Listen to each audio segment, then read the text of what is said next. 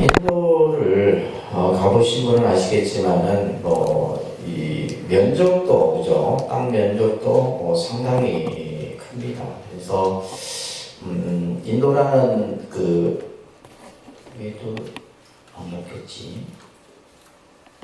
잠깐만요.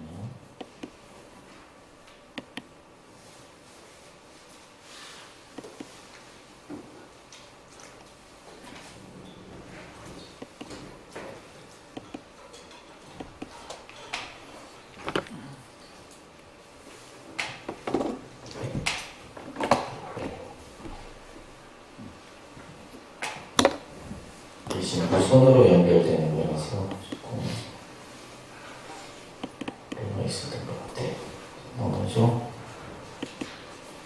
자, 보시면 이제 인도는 면적이 굉장히 넓어요. 그래서 이제 여러분들 보시다시피 인도 지도가 이렇게 삼각형을 거꾸로 해놓은 여기 지금 인도의 지도 모습인데 이 면적도 넓을 뿐만이 아니라 인구도 세계에서 그죠 11억 정도 이렇게 된다라고 나와 있는데 세계 두 번째 중국 다음으로 이제 인구가 많고 또 인도는 이제 힌디어를 포함해서 여러 가지 이제 기본적인 언어는 영어로 사용하는데 이제 부처님 당시 때 이제 인도에서 사용했던 산스크리트어라든지 이런 거는 이제 고대 언어로서 되어 있고 그죠. 그리고 이제 다양한 종교들이 이제 가장 이제 중심을 이루는 종교는 힌두교라고 보면 됩니다. 그리고 이제 그 이외에 여러 이제 종교, 해교도도 있고 그죠. 그리고 이 카스트 제도라고 하는 이런 부분들은 나중에 우리가 보겠지만은 실질적으로 이제 헌법에는 이 카스트 제도가 없어졌지만 이제 인도 어떤 사회 관습상에서는 이 카스트에 대한 이런 모습들이 남아있다고 보시면 됩니다. 그래서 교재에도 나와 있듯이 인도가 가지고 있는 어떤 지리적인 또 어떤 풍토 또 그다음에 인종의 어떤 다양성 이런 것들로 인해서 인도에는 유명한 어떤 사상가들이라든지 또 이제 부처님도 탄생했던 나라이기도 하지만 어떤 종교적으로도 굉장히 다양한 종교의 형태가 있는 그런 어떤 특성을 가지고 있다고 보시면 됩니다. 특히 이제 인도는 지리적으로 이제 인더스 강과 겐지스 강이라고 하는 그리고 이제 인도양을 마주하고 있죠, 그죠? 그다음에 이제 산은 히말라야 산맥과 이제 힌두쿠시 산맥이라고 하는 이 산맥을 중심으로 해서 이제 아시아와 이제 구분되어 있는 그런 모습을 가지고 있습니다. 그래서 특히 이제 여러분들이 눈여겨봐야 될 것이 바로 이제 인더스 문명이나 그다음에 겐지스라고 하는. 그래서 실제 이제 인도에서 보시게 되면 이 인더스 문명 같은 경우 나중에 이제 보겠지만은 이제 어떻게 보면 우리가 세계 4대 문명의 발생 가운데 바로 이 인더스 문명이 차지하거든요. 그래서 이 시대에는 도시 문명이 발달이 되게 되고 또 여러 가지 이제 어떤 이런 시대적으로 이제 청동기 시대에 그렇게 되는 여러 가지 다양한 그런 어떤 문명의 모습들이 이제 나타납니다. 그리고 이제 겐지스 문명이 이제 결국 강을 중심으로 해서 이러한 문명들이 발생되는 특성을 가지고 있습니다. 그래서 베다의 시대가 접어들게 되는 이런 모습들을 우리가 이제 앞으로 보게 되는데, 자 교재를 보시게 되면 풍토적으로는 거의 열대 기후에 속합니다. 열대 기후에 속하고 특히 이제 몬순 기후의 영향을 가지고 있어서 우리나라처럼 이제 봄, 여름, 가을, 겨울 이렇게 이제 사계절이 뚜렷한 형태가 아니라 이제 3월부터 5월은 무더운 여름이고 6월부터 8월은 이제 장마, 우기 기간이에요. 그래서 이 기간이 이제 나중에 부처님께서는 스님들이 한 곳에 정착해서 수행할 수 있는 안거라고 하는 이런 것들이 이제 이 장마 기간에 만들어지죠. 그 다음에 이제 건기라고 해서 10월부터 2월. 보통 이제 우리 이제 한국 불자들이 인도 성지순례를 갈 때 보통 10월에서 2월 사이 많이 갑니다. 이게 이제 그나마 이제 무덥지도 않고 날씨가 마치 우리나라의 가을 정도 날씨 이런 날씨라서 성지순례 여행에는 아주 좋은 날씨죠, 그죠? 그래서 이러한 몬순 기후의 풍토적 성격을 가지고 있다. 그리고 또 이제 인도는 아주 이제 인종 자체가 복잡성을 가지고 있는데 인도의 원주민이라고 하는 이제 종족이 문다족과 드라비다족이에요. 문다. 그래서 이제 좀 더 이제 인도의 어떤 그 종족을 이루고 있는 이제 근본이 이제 드라비다족인데 이 드라비다인들을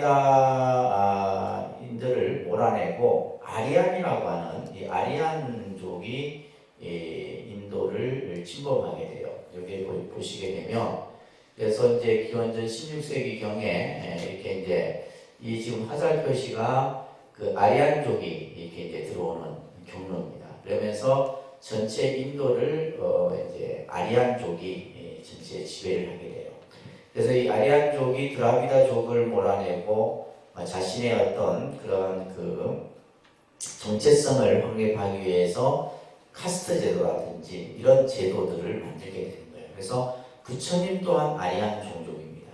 부처님도 아리안 종족인데 이러한 다양한 이제 어떤 이런 인종의 복잡성 이런 것들을 바탕으로 해서 인도를 우리가 이제 볼 수가 있습니다. 자, 여러분들 교재 넘겨보시면 제일 먼저 인더스 문명을 한번 보도록 할게요. 인더스 문명. 그래서 지금 이제 이 인더스 문명이라고 하는 것이 결국 강을 중심으로 지금 이게 이제 인도의 지도라 그랬어요, 그죠? 여기에 이제 겐지스 강이 흐르고 있고 이쪽으로 이제 겐지스 강을 중심으로 해서 겐지스 문명이 만들어지게 되고 그 다음에 이제 이쪽이 이 인더스 강을 중심으로 해서 인더스 문명이 만들어집니다.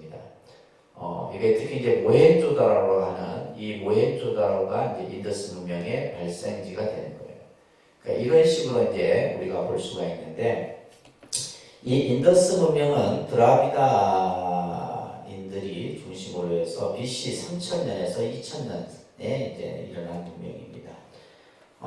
다른 거는 여러분들이 볼 거는 이거예요. 히라파라고 하는 모헨조다라고 하는 이 두 지역을 중심으로 해서 문명이 이제 도시가 형성이 되게 되고 특히 이제 모계를 중심으로 한 이런 어떤 촌락을 이루고 그 다음에 이제 시바라든지 링가 이런 어떤 여러 가지 어떤 그 신을 중심으로 한 이런 신앙의 형태들이 인더스 문명 속에서 나타나요. 그러니까 제일 문명하면 이제 가장 중요한 것이 도시가 개발됐다라는 거고 특히 이 인더스 문명 시대에 요가 상이 발견이 되게 돼요. 요가 이게 하나의 어떤 그 이제 조형물인데 그 조형물의 모습이 마치 요가를 하고 있었던 그런 이제 좌선 형태죠, 그죠? 그래서 이제 이 우리가 보통 요가가 언제 기원을 하느냐 했을 때 이 인더스 문명 이전으로 이제 기원을 올라가게 되는 겁니다. 그러다가 BC 13세기 무렵이 되면 아리안이 이제 인도를 침입하게 돼요. 아리안족이 인도를 침입하면서 이 아리안족은 유목 민족이었어요. 그러니까 이제 늘 떠돌아다니면서 새로운 영토들을 이렇게 이제 침범하게 되는데 그러면서 이제 이 아리안족이 인도의 주류가 되게 되는 겁니다. 그러면서 이제 이 베다의 어떤 문학이 만들어지게 돼요. 그래서 이 베다와 관련돼서는 여러분들이 이제 좀 깊이 있게 공부하려면 굉장히 좀 어려운 내용인데 이 베다는 말 그대로 이제 신에 대한 찬가예요. 신. 그러니까 인도인들이 그들이 믿고 있었던 여러 가지 신들, 그죠? 그러한 신들에 대한 그래서 이제 여기 보시게 되면 베다가 구성하고 있는 구성을 보게 되면 베다 본집이 있고 그다음에 브라마나, 아란야카, 우파니샤드라고 하는 이 우파니샤드도 이제 중요한 우리가 이제 인도 사상에서 중요한 부분입니다. 그래서 베다라고 하는 의미는 바로 이제 하나의 어떤 문학적인 작품이에요. 문학적인 작품인데 그 내용이 전부 뭐에 관한 내용이다? 신에 대한 내용이다라는 거예요. 그래서 자연을 신격화하고 찬미하는 이런 형태고 또 이런 바탕으로 해서 뭐요? 브라만교가 탄생이 되게 되는 브라만교. 그래서 이제 인도에서는 네 가지의 베다를 얘기하는데 그래서 이제 이런 이게 베다 성전이에요. 이런 형태. 근데 이 베다 경전인데 이게 리그베다 경전이라고 이런 경전들이 이제 형성이 된 거예요. 그래서 리그베다 같은 경우는 가장 오래된 이제 그 신을 찬탄하는 그러한 경전이다라고 보시면 됩니다. 그래서 신의 창가를 모아놓은 거고 사마베다, 아야주르베다, 아타르마베다 이런 베다들이 이제 베다의 그런 어떤 문학들이 나타나게 된다. 인도 고대에서. 그러면서 이제 BC 1000년에서 800년 무렵에는 이제 브라마나 종교라고 하는 브라만 종교가 만들어지게 되고 카스트가 성립이 되게 되는 브라마나는 범서라는 뜻을 가지고 있는데 이것은 전부 이제 어떤 신에 대한 제식에 관한 내용이에요. 98쪽이죠, 그죠? 그래서 신에 대한 이제 그 제식과 관련된 제사와 관련된 그런 문헌입니다. 그러다 보니까 이제 이러한 신에 대한 제사에 관하여서 그것을 이제 그 주관하는 사람이 필요할 거 아니에요. 그 사람을 바로 우리가 이제 흔히 사제자라고 해서 브라만 이제 종족을 만들게 돼요. 그래서 이제 이와 그러면서 이제 이런 카스트 제도가 형성이 되게 되는데, 그래서 가장 상위 계급이 이제 이거는 여러분들이 카스트 제도는 꼭 기억하셔야 돼요. 따라합니다. 브라만, 크샤트리아, 바이샤, 수드라. 이게 이제 기본 그 계급 체제입니다. 그러니까 아리안 종족이 이제 드라비다족을 그죠? 몰아내고 자기들이 이제 인도의 주류가 되면서 이제 브라만교를 만들고 뭘 또 만들어요? 카스트 제도를 만들었다. 그래서 이제 이 브라만 같은 경우는 이제 제사를 주관하는 사제의 집단이죠, 그죠? 그래서 나중에 이제 우리가 이 바라문이라든지 또 혹은 스라마나 이제 승려, 이제 승가 집단 이런 집단들이 이제 여기에 해당이 됩니다. 그 다음에 크샤트리아는 이제 왕족 출신들이죠, 그죠? 이제 부처님의 출신이 이제 크샤트리아 왕족 출신이었다. 그 다음에 바이샤는 이제 평민, 농업이나 상업을 하고, 그죠? 그 다음에 노예 계급이었던 수드라. 그래서 이 사성 계급은 카스트 제도는 굉장히 인도 어떤 사회 관습 문화에 뿌리 깊게 내려 있는 모습이다라고 보시면 됩니다. 그래서 브라흐마나라는 종교와 카스트의 어떤 이런 신분 제도가 만들어지게 되고, 그 다음에 이제 98쪽에 여러분들 우파니샤드라고 하는, 그래서 이제 인도의 사상하면 베다. 이 베다는 아까 뭐라 그랬어요? 신에 대한 지식과 관련된 내용이고, 이 우파니샤드는 하나의 어떤 철학적 개념이에요. 그래서 이제 이 우파니샤드는 네 가지의 형태가 전해져 내려오는데, 첫 번째가 아란야카라고 하는 형태예요. 이거는 이제 뭐냐면 아주 비밀스러운 가르침이라는 뜻으로서 이제 브라마나로부터 우파니샤드에 이르는 그 이제 과도기 단계에서 이 아란야카라고 하는 형태가 나타나게 되고, 이제 우리가 눈여겨봐야 될 것이 이제 우파니샤드라고 하는 내용이에요. 이것을 다른 말로는 이제 베단타라고 이렇게 불려지는데, 베다 성전의 마지막 귀결 부분에 해당되는 것이 바로 이 우파니샤드라고 하는 부분이에요. 그래서 앞에서 얘기했듯이 이것은 뭐냐, 스승이 제자에게 아주 비밀스러운 어떤 가르침을 전하는 그런 의미로서 이해를 하시면 됩니다. 특히 이제 세 번째 설명하고 있는 이때 이제 우파니샤드에서는 인도인들은 우주의 근원을 뭘로 봤냐면 브라만, 그죠? 범이라고 하는 이 브라만이라고 하는, 우리가 쉽게 말해서 범천신앙이에요. 하늘의 이제 신, 범천이라고 하는 브라만이라고 하는 이 신이 우주의 근원으로 본 거예요. 그리고 이 범천과 나라고 하는 이것이 뭐다? 하나다라고 하는 버마이려 사상이라는 개념을 만들게 돼요. 그래서 우리가 이제 나라고 하는 것을 아뜨만이라고 합니다. 아뜨만. 그냥 나를 인정한 거예요. 자, 그래서 이 우파니샤드에서 하늘과 나와 이것이 하나라는 버마이려의 개념을 인정하면서 이제 특히 우파니샤드에서는 아뜨만을 인정했는데, 불교에서는 나중에 뭐요? 무아를 얘기하잖아요. 이게 이제 이 기존의 인도의 어떤 그 사상과 또 다른 불교의 사상의 개념이 바로 이 무아 사상이라는 개념이에요. 그래서 이제 이 우파니샤드에서는 범아일체라는 개념으로서 이러한 이제 브라만과 내가 하나의 어떤 통일된 하나의 모습으로 보았던 겁니다. 특히 여러분들이 기억해야 될 것이 이제 바로 뭐냐면 업보 사상이라든지 윤회 사상 이런 것들은 이제 대부분 사람들은 뭐 불교에서 만들어진 학설이 아니에요. 이 우파니샤드에서 만들어진 개념입니다. 그래서 업보 사상, 그죠? 어떤 행위에 의해서 어떤 결과가 나타나고 우리가 이제 뭐 선, 업, 악업 이런 이제 그러한 개념들이 바로 이제 이 우파니샤드에서 형성이 되게 됩니다. 이 부분이 중요한 내용이죠, 그죠? 그래서 전생의 업에 의해서 그죠? 현재의 과거를 규정하고 현재의 업에 의해서 미래의 과거를 얘기해요. 그래서 윤회 전생 사상이 나타난 것은 바로 우파니샤드 시대다. 요것만 꼭 기억하세요. 아셨죠? 그러면 이것을 뭐예요? 불교가 그냥 수용한 거죠. 부처님께서 이 부분을 그대로 이제 왜냐하면 합리적인 내용이기 때문에 아마 부처님께서 그대로 수용하지 않았나 싶죠. 그 다음에 이제 우리가 까르마라는 업의 사상도 마찬가지예요. 그래서 이런 개념들은 우파니샤드 시대 때 있었던 개념이다라고 여러분들이 이해를 하시면서 100페이지 넘겨보시면 이제 인도 사회는 다양한 모습으로 발전을 하게 됩니다. 그래서 이제 도시의 발전이 나타나게 되는데 예를 들면 이제 부처님 당시 때는 16개의 나라가 있었어요. 16개. 부처님이 이제 탄생했을 당시에는 16개의 나라.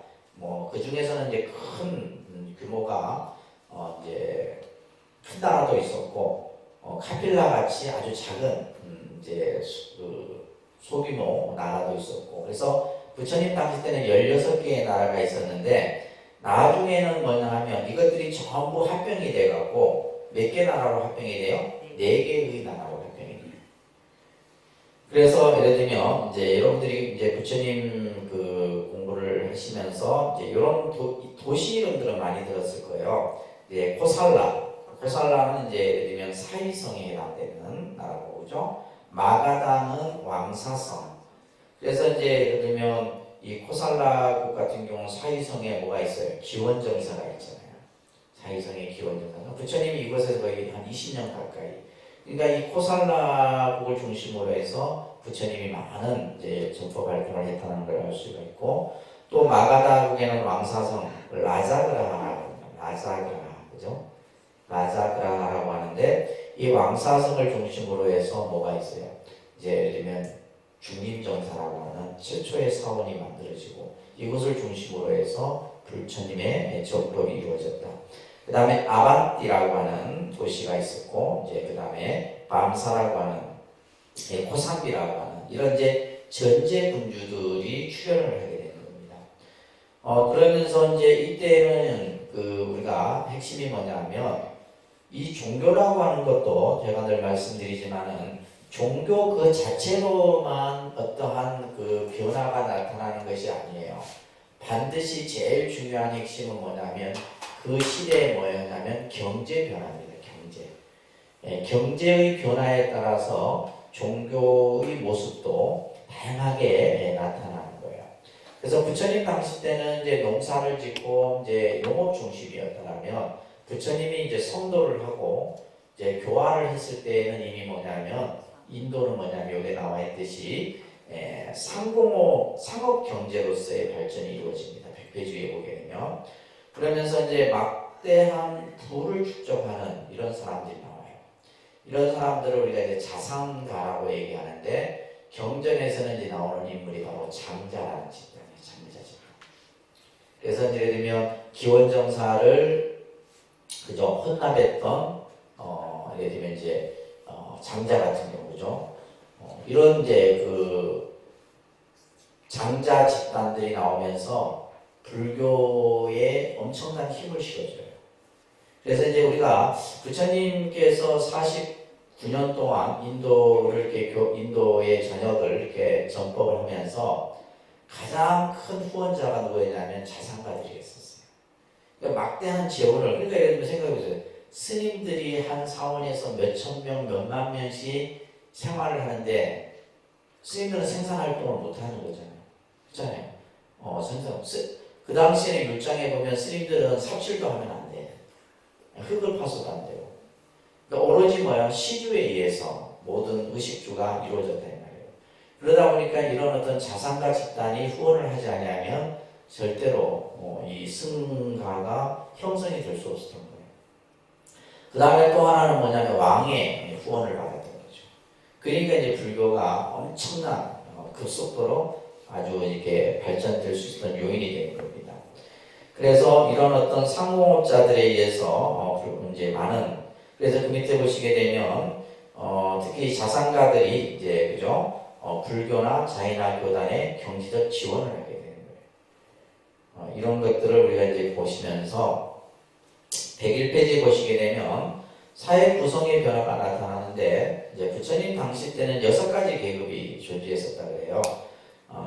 브라마나 크샤트리아, 바이샤, 수드라, 여기까지는 사성 계급이죠, 그죠? 그 다음에 찬드라, 우리가 도살업을 하는 사람들, 그 다음에 푸쿠샤, 오물 청소를 하고 빨래를 하고 이런 이들. 그래서 이제 좀 더 세분화해서 이제 이런 어떤 계급을 이제 체계가 만들어졌는데 101페이지 맨 밑에 보시게 되면 불가촉 천민이라고 하는 달리트라고 하는 지금도 이 불가촉 천민 집단들이 있어요. 이 사람들은 사성 계급보다도 그 속하지 않는 더 밑에 천민 계급에 속하는 이들이 바로 불가촉 천민들이에요. 그래서 이제 인도도 보면 이제 간혹 이 불가촉 천민 중에 시장도 나오고 그래요. 시장. 예를 들면 그 도시의 시장에 선거에 출마해서 이런 사람들이 이제 시장에 당선되기도 하는데, 더 재밌는 것은 뭐냐면 인도에 아주 소수의 이제 불교를 믿는 분들이 있는데 그들이 대부분 누구냐? 불가촉 천민들이에요. 불가촉 천민. 왜 이 사람들이 불교를 좋아하냐면, 불교는 뭐예요? 시분 계급에 대해서 그것을 인정하지 않잖아요. 카스트 제도를 인정하지 않는다. 그러니까 이제 불가촉 천민 이 사람들이 이제 불교를 좀 이렇게 믿는 경향들이 있다라고 얘기를 합니다. 특히 이제 보시게 되면 자산가 같은 경우는 이제 왕족이나 바라문이나 이런 여러 이제 일반 시민들의 존경을 받았다는 거예요. 돈을 이제 장사를 해서 부를 축적한 이런 사람들이 그렇다는 거예요. 그 다음에 이제 바라문 계급 같은 경우가 나중에 이제는 이 바라문 계급이 이제 바라문이라고 하는 이런 부분들은 이제 어떤 여러 가지 뭐 계급이 붕괴게 되는 이런 어떤 상황도 맞이하게 됩니다. 그러면서 새로운 지배 계급과 지도층 그룹이 형성이 되는데, 예를 들면 크샤트리아 왕, 지방 호족이라든지 이런 어떤 시족의 수장이라든지 이런 다양한 계급 사회들이 형성이 되게 됩니다. 자, 그 다음에 102페이지 넘겨보시면 새로운 사상이 대두되는데, 이제 바라문과 사문이라고 하는 이것도 여러분들이 조금 기억하시면 좋을지 싶어요. 그러니까 보통 이제 바라문 하면 앞에서도 말씀드렸듯이 뭐요? 브라마나 신에게 제사를 지내는 그런 이제 그 계급이죠, 그죠? 신에게 제사장의 계급이 바라문이에요. 이 바라문과 또 다른 이 수행자 집단이 만들어지는데, 그 수행자 집단이 바로 스라마라라고 하는 사문입니다. 사문. 그러니까 부처님께서 출가를 했을 때는 뭐가 된 거예요? 스라마나 사문이 되셨던 거예요. 부처님이 이제 왕위를 버리고 그죠? 출가를 했을 때는 바로 사문 집단 속에, 그래서 이제 우리가 지금도 이 사문을 이 용어를 씁니다. 우리나라 불교에서도 사문이라는 말은 스님이라는 뜻이에요. 그래서 이제 스님의 집단의 용어로서 사용되는 것이 바로 이 스라마라라고 하는 사문이라는 이 용어를 사용한다. 세 번째 보시게 되면 이들은 이제 보면 이제 두 번째 사상가들을 충칭해서 불렀던 거예요. 그 당시에는 수많은 사상가들이 이제 출연하게 되는데, 여러분들이 이제 나중에 그 인도 그러니까 이제 육사회도 같은 이런 분들도 다 스라마나 집단인 거예요. 사상가 집단들이죠, 그죠? 그래서 이들은 보면 주로 이제 걸식을 하게 되는 거예요, 그죠? 숲속에서 이제 머물거나 걸식으로서 이제 의식주를 해결하고 이런 형태들이 바로 이제 사문 집단들이었어요.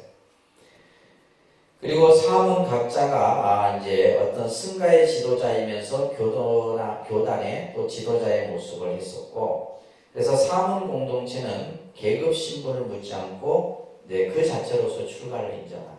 그래서 이제 불교의 승가, 불교의 어떤 그 교단도 바로 이 어떤 사문 집단 속에 해당된다고 보시면 됩니다. 그래서 이들은 주로 이제 신흥 도시들을 중심으로 해서 겐지스강을 중심으로 해서 나타났다라고 합니다. 바로 이제 서가모니 부처님도 바로 이 사문 주류의 한 부류였다라고 하는 이런 것들을 우리가 볼 수 있고, 그 다음에 이제 이런 어떤 사상가들을 대표하는 인물이 바로 육사외도였죠, 그죠? 육사외도 여러분들 다 배우셨던 거예요, 육사외도. 그래서 이 육사외도는 실제 부처님께서 출가하시고 나서 이들에게 이제 공부를 직접 또 배웠다라는 것도 이제 우리가 알고 있죠, 그죠? 그래서 이제 육사외도의 문화에 들어가서 이들의 어떤 추구하고자 하는 어떤 목적, 또 수행 방법 이런 것들을 배웠지만 부처님은 결국 이들의 어떤 수행과는 조금 차이가 있음을 깨닫고서는 이제 혼자서 다시 수행의 길을 가는 이런 장면들도 우리가 알 수 있습니다. 대표적인 인물들 잠깐 이제 큰 타이틀만 한번 보도록 할게요. 아지타 케사 캄발리, 산자야 벨라디부타, 마칼리 코살라, 프라나 카샤파, 아쿠타 까짜야나, 니간타 나나부타. 이 굉장히 중요한 인물들이에요. 인도 우리가 이제 철학을 공부하거나 인도 사상을 하는데 이분들의 사상은 기본이 되는 사상 개념들이에요. 그만큼 이들이 이제 출연했을 당시에는 뭐냐면 쉽게 얘기해서 부처님은 이제 뭐요? 이제 왕자로서 처음 출가했을 때는 이들에게 배우는 입장이었다.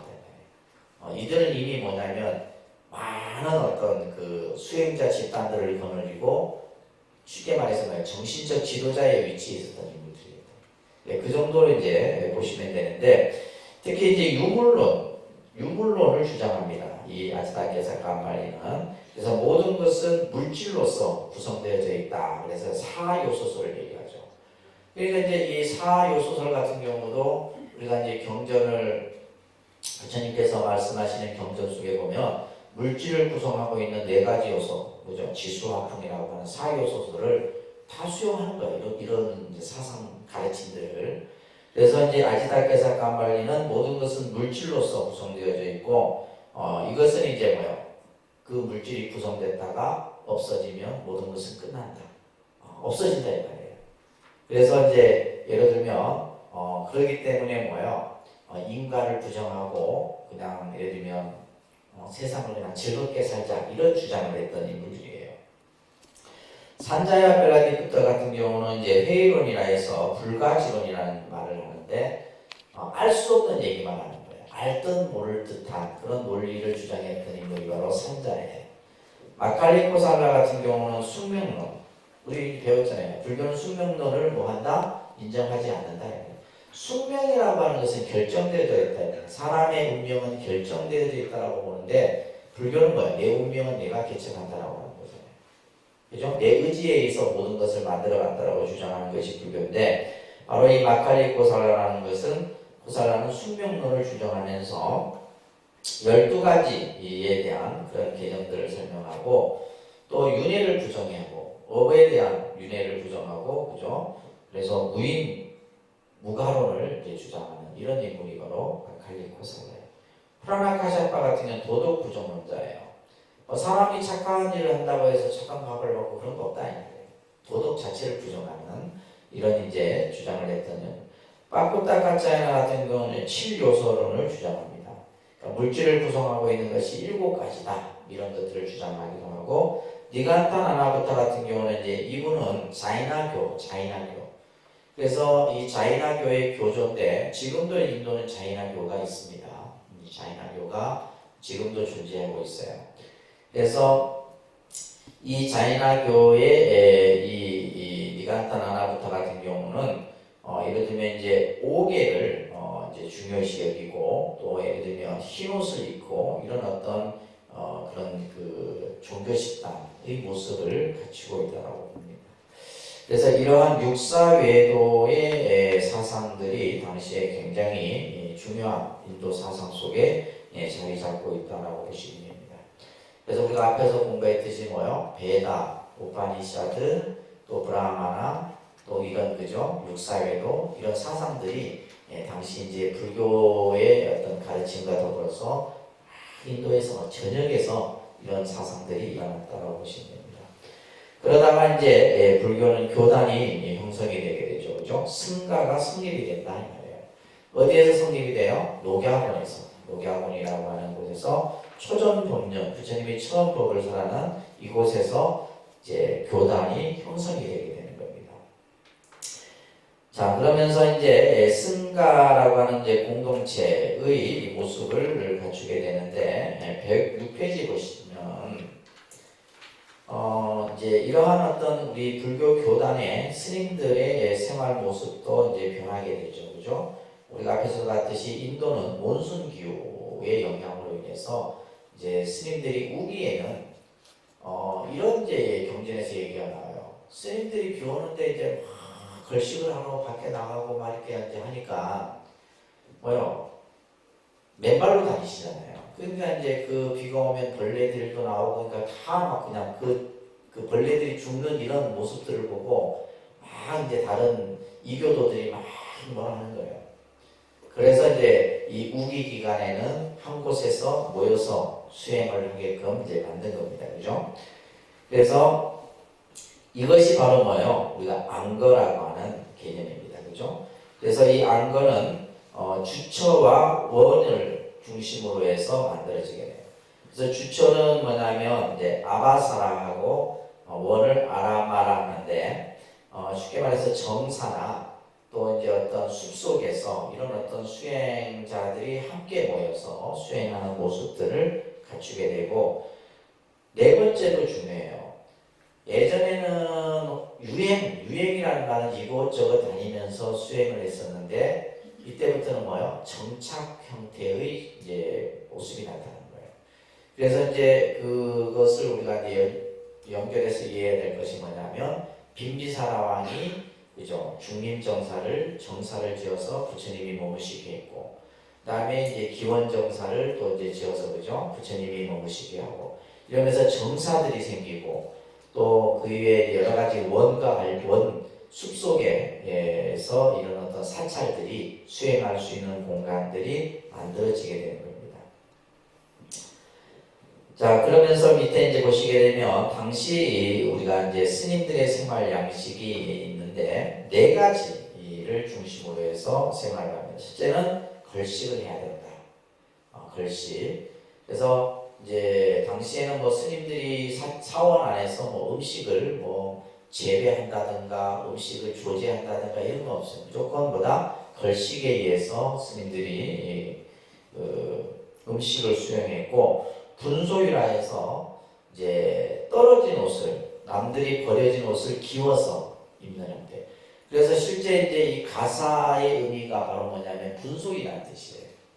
이 스님들이 있는 이 가사라는 이 뜻이 뭐냐면 분소이라는 뜻이에요. 그래서 지금이야 이제 이렇게 그죠? 천으로 이렇게 만들어졌지만 이렇게 이제 지금 조수가 있잖아요. 이렇게 이거는 마치 뭐냐면 기워서 이렇게 조각조각 기워서 만든 그런 의미로서 이 가사가 만들어지게 된 거예요. 가사를 다른 말로 뭐라 한다? 분소이라 얘기를 하는 거예요. 그 다음에 수화자라 해서 나무 밑에 혹은 지붕이 있는 곳에서는 자지 않는다. 항상 뭐야? 나무 아래에서 수행을 하는 수화자라고 하는. 그 다음에 불안락이라는 것은 이제 어떤 비상시에 약을 수용할 수 있는 이런 것들이 이제 네 가지가 이제 스님들의 당시 생활 방식이었습니다. 그러다가 이제 승원이 발달되게 되죠, 그죠? 아까도 얘기했듯이 정사라든지 이런 여러 가지 스님들이 머물 수 있는 승원들이 형성이 되게 되는 겁니다.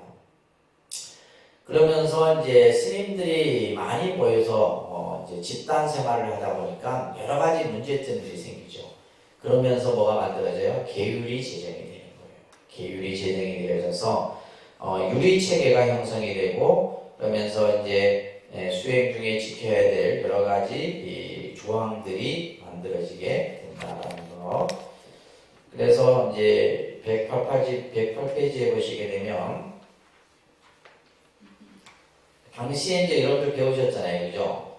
수범 수재라는 이제 그 형식을 빌어서 계율이 제정이 됩니다. 그래서 한꺼번에 이제 뭐 저희들이 받는 게가 250개, 비구니 스님들이 348개인데 이런 계율들이 한 번에 만들어진 것이 아니라 이런 어떤 집단 생활을 하고 공동체 생활을 하면서 여러 가지 문제점들이 생길 때마다 하나하나씩 계율이 제정이 되는데 그것을 수범 수재다라고 이제 얘기를 합니다.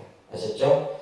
그다음에 이제 승가의 구성을 보시게 되면 다릅니다. 비구, 비구니, 삼이, 삼인이, 식차마나, 우바세, 우바이. 그래서 이렇게 하면 이제 7부중이 돼요. 7부중이 되는데 우리가 보통 이제 사부 대중하게 되면 비구, 비구니, 우바세, 우바이를 사부 대중이라고 해요. 그래서 이제 우리 불교 교단에 승가라고 했죠. 이것을 전부 포함해서 뭐라 한다? 승가라는 표현을 쓰는 거예요. 승가. 그래서 이제 이게 이 승가의 개념도 초기 불교나 부파 불교 시대 때는 비구, 비구니만이 승가였었어요. 산이 산이니까지만. 근데 이제 이 대승불교에 와서는 비구, 비구니, 우바세, 우바이 여러분들 제가 신자들까지도 이제 이 사부 대중 승가의 범위 속에 들어왔다라고 하는 것도 중요한 내용이죠, 그죠? 식차만화라고 하는 것은 뭐냐면 이제 이 식차만화는 뭐냐면 이제 그 사민이 계를 받고 그러니까 이거는 이제 비구니 스님에게 해당되는 계예요. 그래서 사민이 계를 받고 비구니 계를 받기 중간에 받는 계예요. 이 식차만화는 거. 우리 이제 비구 스님들은 없어요. 없고 이제 그만큼 이제 보면 아무래도 이제 우리가 계 항목도 348개잖아요. 비구니 스님들은 지켜야 될 게 더 많다. 그런데다가 중간에 또 뭐요? 식차만하게를 또 한 번 또 받는 거예요. 이제 이런 그 규정들이 있게 됩니다. 그래서 보통 이제 3위3인이계를 이제 요즘으로는 이제 예비승이라고 얘기합니다. 그래서 정식 어떤 그 스님의 범주에 들어가진 않고 이제 우리가 이제 스님 했을 때는 뭐냐면 비구, 비구니만을 얘기해요. 그러니까 비구, 비구니만을 얘기하고 밑에 보시면 3위3인이나 식차만화는 뭐야? 스님이 아니에요. 스님이 되기 전 단계에 해당된다고 보시면 돼요. 그래서 3위3인이계를 받고 나서 4년이 지나고 나서 비구, 비구니계를 받도록 되어 있어요. 그것은 이제 그만큼 이제 4년 동안 뭐요? 수행도 해야 되지만은 내가 정식으로 과연 스님이 될 수 있을까 없을까 여러 가지 이제 절차들을 과정들을 배우게 되는 거죠, 그죠? 그 다음에 우바세는 청신사, 우바이는 청신녀 여러분들을 이제 말하는 거죠, 그죠? 그래서 이것을 보통 7부대중 또 4부대중 뭐 이렇게 이제 구분을 한다. 이것을 전체에 끌어서 우리 불교에서 뭐라 한다? 승가라 한다라는 거 꼭 기억하시기 바랍니다. 아셨죠? 자, 그러면서 이제 이 근본 분열에 대한 얘기가 나와요, 그죠? 우리가 이제 불교가 그러니까 이 근본 분열은 부처님이 열반하시는 약 한 100년에서 200년 정도 사이에 나타나게 되는데, 이제 상자부와 이제 대중부라고 하는 그래서 상자부 같은 경우는 이제 보수 성향의 스님들, 그러니까 장로, 이제 예를 들면 법납이 높고 나이가 많은 이런 분들이 주를 이룬 것이 이제 상자부고, 이제 대중부는 좀 이제 젊고 아무래도 이제 보니까 어떤 진보적인 성향을 가진 스님들 이런 이제 형성이 되게 되죠. 근데 이제 우리가 앞에서도 공부했듯이 아까 뭐예요? 이 종교가 변화하고 발전하는데 가장 중심은 뭐다? 경제예요, 경제. 아시겠죠? 경제의 방향이 그러니까 지금도 우리가 봐보세요. 지금 이제 우리가 살고 있는 시대에 예를 들면 메타버스라는 용어가 나오고 4차 혁명이라는 용어가 나오고 가상 공간이라고 하는 이런 용어 앞으로 5년, 10년 후에는 어떻게 해요? 이제 이런 어떤 사찰이나 이런 공간이 아니라 여러분들 집안에서 뭘 만들 수 있어요. 석굴암도 만들 수 있고 불국사도 내 집안에서 그냥 볼 수가 있는 이런 시대예요. 그러면 이거는 상상도 할 수 없는 이 변화의 모습이 만들어지는 거예요. 그러니까 이제 이 인도 당시에도 뭐냐면 예를 들면 이제 농업 중심에서 상공업 중심으로 발전이 되고 그러다 보니까 돈이 이제 화폐가 만들어지고 그죠. 그러면서 이제 여러 가지 이제 그러다 보니까 이제 스님들의 어떤 생활 자체도 변화할 수밖에 없는 이런 어떤 모습이 나타나요. 또 그 중에 하나가 가장 문제됐던 것이 뭐냐면 스님들은 생산활동을 하지 않잖아요. 그냥 오로지 앉아서 뭐예요? 시주에 의해서 전부 모든 것을 수용하고 예를 들면 이제 절을 짓는 것도 누가 지어줘요? 아까 얘기했듯이 자산가들이 돈을 많이 번 이런 어떤 자산가들이 막 절을 하나씩 막 지어주고 절을 지어준 것뿐만 아니라 의식주를 다 대줘요. 의식주를 전부 대어주고 이런 어떤 모습 속에서 여러 가지 이제 또 이제 문제점들이 만들어지게 되는 겁니다. 자, 그러면서 이제 이러한 이제 근본 분열에 의해서 지말 분열이 나타나게 되는데 여러분들 쭉 넘겨보세요. 특히 여러분들이 꼭 기억해야 될 것이 이제 인도 우리가 불교사를 공부하면서 이 결집사가 중요합니다. 결집사. 그래서 여러분들 112쪽 보세요. 제1결집, 제2결집, 제3, 제4결집 계속 결집이 이루어지게 되는데 제1결집은 부처님이 열반한 후 얼마 되지 않은 직후에 이 결집이 이루어져요. 이때 어디에서 이루어져요? 왕사성이라고 하는 치역국이라고 하는 이제 그 장소에서 500명의 스님들이 모여갖고 하게 됩니다. 이때는 이제 중요한 특징이 여러분들 뭐예요? 경과 율이 이제 만들어졌다. 이때는 이제 문자로 만들어진 것이 아니라 구전에 의해서 합송에 의해서 만들어졌다라는 거예요. 합송.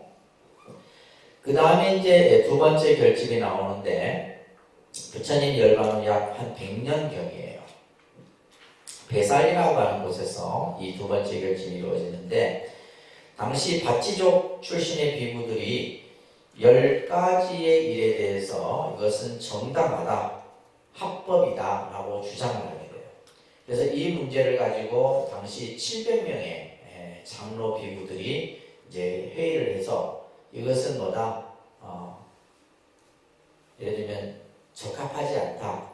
이것은 해서는 안 된다. 그래서 이것을 이제 14비법이라고 하는 아주 중요한 사건이에요.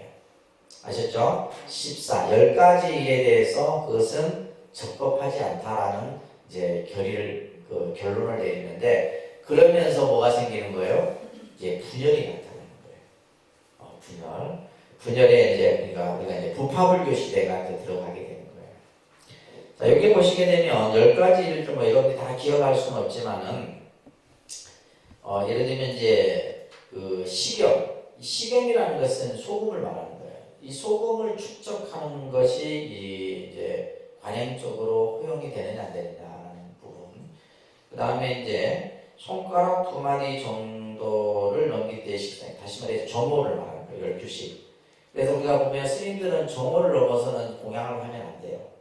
이때 당시는 12시 이전에 공양을 해야 되는데 그러니까 이때는 이제 이미 뭐냐면 스님들이 이제 이렇게 자유롭게 왕래가 막 이루어졌던 그 당시에는 어디 멀리 갔다가 돌아오는 시간이 좀 늦었어. 정오가 넘었단 말이에요. 그래도 공양을 해야 되느냐 안 해야 되느냐 이런 문제들이에요. 이런 문제들이 이제 제기됐던 거고 세 번째 같은 경우는 다른 문학에 가서 이제 음식을 쉽게 말해서 이제 그 사찰이 있으면 사원이 있으면 그 사원 주변에서 걸식을 하고 해야 되는데 예를 들면 다른 데 가서 음식을 이렇게 한다든지 이런 경우를 말하는 겁니다. 그 다음에 이제 뭐 7번째 같은 경우는 응고되지 않는 우유를 마시는 관행에 대해서 이제 이것 또한 이제 논의 대상이 됐고 발효하지 않는 야자즙을 마시는 관행 이런 것들. 그 다음에 이제 테두리에 장식이 없는 방석에 대한 관행. 다시 말해서 이 방석의 크기가 있어요. 예를 들면 이제 이 당시는 뭐 지금이야 이제 우리가 방석의 크기에 대해서 그렇게 제한을 주지 않지만은 예를 들면 스님들의 어떤 그 위치에 따라서 방석의 크기에 예를 들면 내가 편한 대로 앉으면 되는데 왜 굳이 그런 것들을 제한하느냐 이런 것들이에요. 그래서 이런 것들 부분 또 금은을 받는 관행 이 부분이 이제 중요한 부분이죠. 예를 들면 이거는 뭐냐면 사적 소유에 대한 개념이에요. 그래서 우리가 예를 들면 어디 가는데 차비도 필요하고 음식을 사 먹기 위해서 돈도 필요하고 하는데 그러니까 스님들도 그것을 소유해야 되지 않느냐라고 하는 것에 대한 문제들을 그래서 이러한 문제들은 결국은 뭐냐면 사회의 이 현상이 변화하고 발전되어졌기에 나타나는 모습들이에요. 그래서 이제 결국은 이 장로들이 이것은 위법이다라고 해서 이제 교단에서는 논쟁이 벌어지게 되고 그러면서 뭐예요? 진보 성향의 스님들은 이것을 받아들이지 않죠. 그래서 결국은 뭐가 생겨요? 분열이 생기는 거예요. 그래서 상자부하고 대중부가 나눠지게 되고 나중에 이제 지말 분열이라 해서 18개까지 분열이 생기는 이런 이제 불교의 교단사의 모습들이 나타나요. 자, 여러분들 114쪽 아주 정리를 잘 해놨는데 여러분들 보시게 되면 제2결집은 부처님 진멸 직후에 이루어졌고 장소가 중요하죠. 왕사성 치료굴 500명의 스님들이 모여서 그죠. 그 결과는 뭐요? 경과 율장이 성립됐다는 거 그거 잘 기억해 두시고 제2결집은 아까 금방 말씀드렸듯이 부처님이 열반하시면 약 100년경이 이루어지게 되는데 8개월에 걸쳐서 이루어집니다. 700명의 아라한 스님들이 10가지 문제를 가지고 오죠. 그래서 여기서 상자부와 대중부의 분열이 원인이 되었다. 근본 분열이 만들어진 계기가 되는 거예요. 이 정도는 여러분들 기억하셔야 됩니다. 아셨죠? 자, 그 다음에 제3결집이 이루어지는데 마우리아 왕국의 수도인 개원사에서 이루어집니다. 이것은 적주비구에 대한 문제예요. 적주비구라고 하는 것은 승단 내에 좀 이렇게 올바르지 못한 이런 스님들을 이제 내보내야 되는 이런 여러 가지 문제들과 관련해서 당시 이제 이러한 결집을 하는 데는 전부 봐보세요. 그죠? 몇 개월에 걸쳐서 이런 것들을 논의하고 하는데 그죠? 많은 또 비용이 필요하단 말이에요. 그러면 이런 비용들을 누가 다 지원해줬어요? 왕이 다 지원해줬어요. 그러니까 여기 보면 제1결집 때는 아다타 사토왕 마가다국의 빈비사라 왕의 아들이죠. 그죠? 그 다음에 깔라 아쇼카 왕 제2결집 때, 그 다음에 제3결집 때는 아쇼카 왕. 이 아쇼카 왕은 나중에 이제 우리 공부하겠지만은 인도를 최초로 통일한 왕이에요. 마우리아 왕조 시대 때.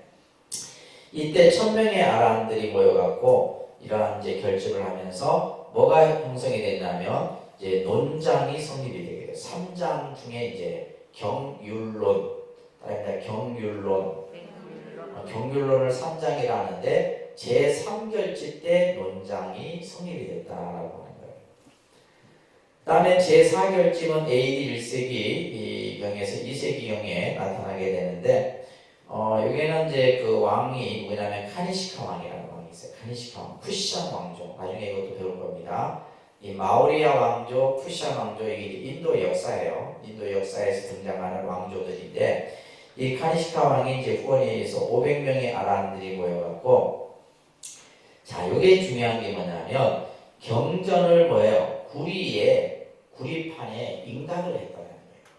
그러니까 이때까지는 경전이 그냥 구전으로만 이렇게 전해졌었는데 이때 와서는 이제 이러한 경전들이 구리판에 인각을 하게 되고 이때 이제 중국의 불교가 전래되는 계기를 만들게 된다라고 하는 것이 이 결집에 대한 내용이에요. 이거는 여러분들이 머릿속에서 어느 정도 다 정리를 하고 좀 이해를 해야 됩니다.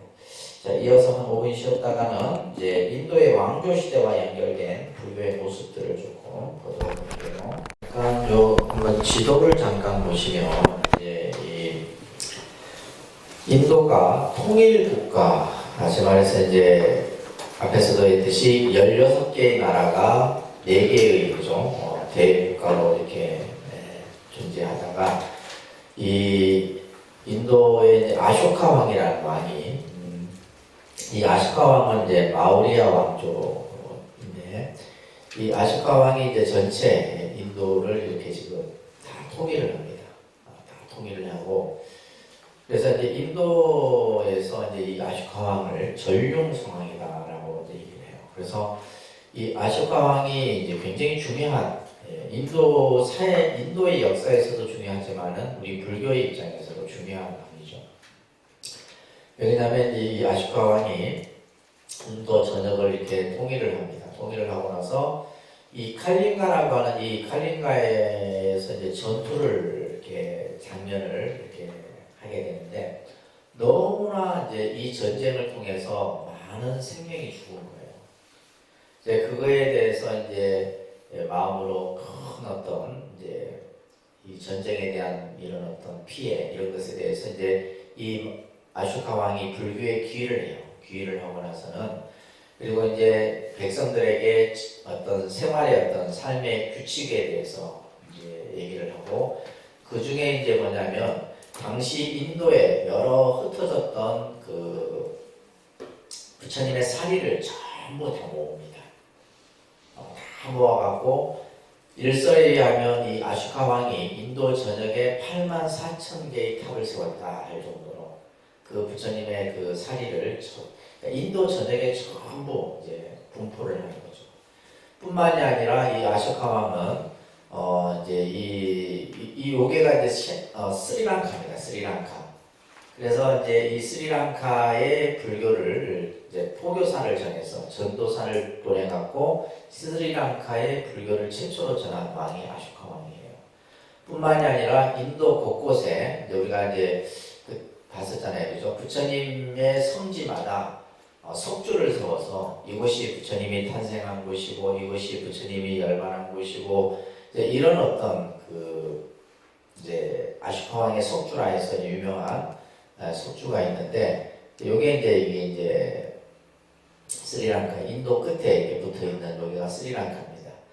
그래서 전체 이제 당시에 이런 뭐 마가다라든지 이 부처님 당시 때 이제 지도인데, 여기 보시게 되면 네팔이 있고 그죠? 네팔, 그 다음에 이제 여기에 부탄이라고 하는 나라가 있고, 여기 방글라데시라는 나라가 있고, 여기 이렇게 요 세 나라가 붙어 있어요.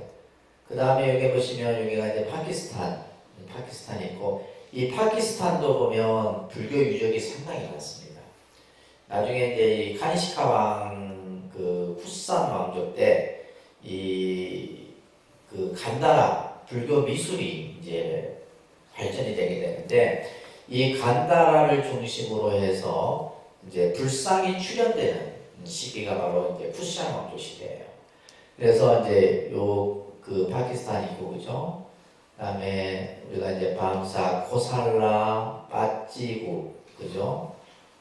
이런 이제 나라들이 이렇게 같이 이렇게 붙어 있다고 보시면 돼요. 그래서 부탄 같은 경우는 이제 인도와 거의 뭐 네팔하고도 같이 인접돼 있어서, 이 부탄도 지금은 이제 불교 국가죠, 그죠? 네팔도 마찬가지고 그런 모습들을 볼 수가 있고, 특히 이제 마우리아 왕조 때 보게 되면 부다가야, 팔라디푸트라 뭐 이런 여러 지역에 이제 뭘 만드냐면 아쇼카 왕의 돌기둥을 세우고, 또 예를 들면 여러 가지 이제 유적들을 아까 얘기했던 석주들을 세우는 이런 모습들을, 그래서 이제 이 칼링가라고 하는 이 지역이 이제 이 아쇼카 왕이 아주 전쟁을 통해서 참사를 보았던 그 지역입니다. 그래서 이제 아쇼카 왕의 이제 흉상인데 아쇼카 왕. 그래서 인도에서는 이 아쇼카 왕을 성왕이라 이렇게 불려집니다. 우리가 불교에서는 전룡성왕이다라고 얘기를 하는데, 그리고 이제 이런 석주들을 세웠던 거죠. 룸비니에 가도 있고 부처님 녹야원에도 있고 뭐 열반지에도 있고 다 있어요. 그리고 요 사자는 요 지금 석주의 사자의 모습이 있는데, 이게 이제 인도 지폐에 나오는 사자입니다. 그래서 이 아쇼카 왕이 그만큼 인도사에서 또 불교에 있어서 아주 중요한 인물이다라는 걸 보시면서 교재 한번 보세요. 이 마우리아 왕조는 기원전 322년에서 185년에 이제 존재했었던 왕조입니다.